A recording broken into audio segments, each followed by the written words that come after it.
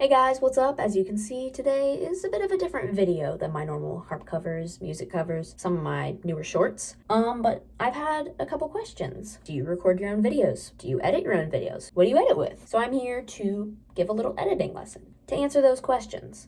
Yes, I film and edit my own videos, and I use Adobe Premiere Pro. Now, I'm actually quite a bit new to Adobe Premiere Pro. I've been using it for 7 months, I believe now. In some of my earlier videos, I used iMovie. I personally think this is a great software to start with. It just gets you through all the basics of editing, and then you can move on to something like this. Or if you'd like to get straight into Premiere Pro, I'm here to help with that. Now today, I'm just going to be going over some of the basics of the toolbar, and I'll be doing a couple other episodes to just get over with the basics, so hopefully this helps. Now once Premiere loads, this is the first thing you're going to see when it opens.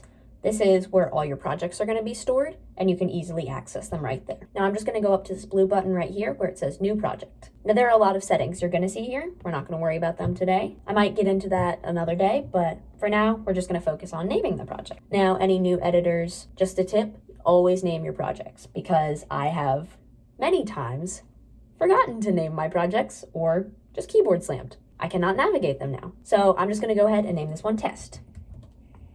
You can name this whatever you'd like.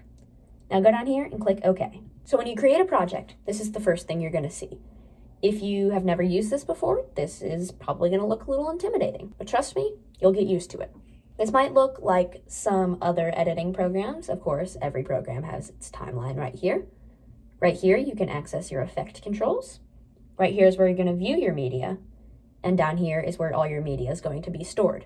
Today, I'm just going to be focusing on the toolbar right here. I'm not going to get to all of them because some of them aren't as used as others or might be a little more complicated, but I'll just get into the basics or the ones that you're really going to need to know. If your workspace does not look like mine, you can go up to Window, Workspaces, and Reset to save to layout. So first thing, let's get in some clips. I'm going to be using some stock footage I found. I'm going to start by just dragging them right here into my timeline. So now we have my clips. I have my first clip and my second clip.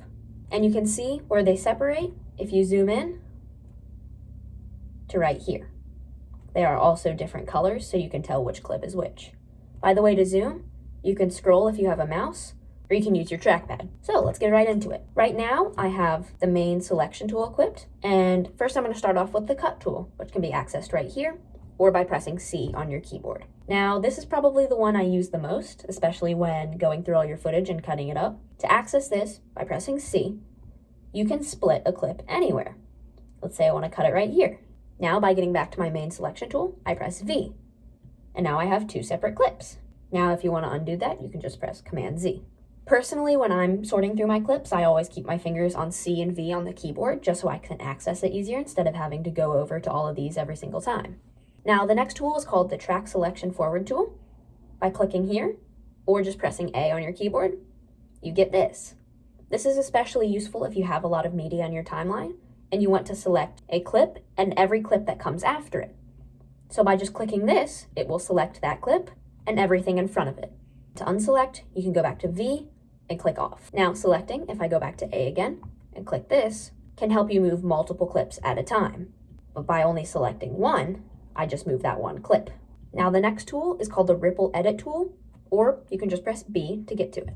This is especially useful if you want to have a really compact timeline and clear any gaps in between your clips. So if I press C to get to my cut tool, and I cut right here, and then select B to go to my Ripple Edit tool, you can see I can cut a clip, but it will fill in that gap.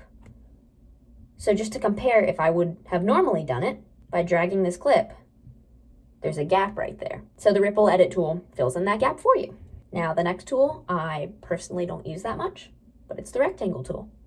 Guess what it does? Makes a rectangle. Now you might use this if you're doing graphic design, or if you just want to make a rectangle. You can also do other shapes by holding Option and clicking. Now I have a circle tool. Wow. There's also a triangle. Now the next tool is the hand tool, or just pressing H to get to it. Now if you're a digital artist, you might recognize this one as you use it to move around the canvas. This one, essentially the same thing, except you can move around your timeline. I personally don't use this. I will just scroll, but some people like to use it. And now the last tool is the text tool by pressing T. You can click anywhere on your footage and type. Now, as you can see, this is really small, so I'm going to select it by doing Command A, going to Effect Controls up here, and now this is a lot. I will address this stuff in another episode, but you can go down right where it says text and hit that drop-down tool. Now you can mess around with your text.